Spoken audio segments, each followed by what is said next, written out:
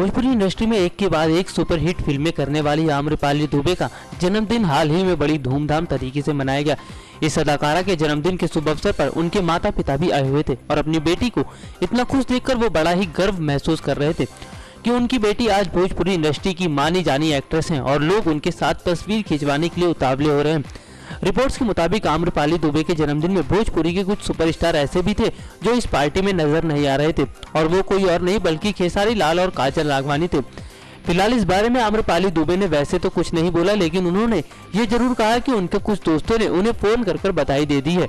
लेकिन वहीं दूसरी ओर आम्रपाली दुबे इस पार्टी में काफी बिजी दिखाई दे रही थी और अपने दोस्तों के साथ खूब धमाल मचा रही थी।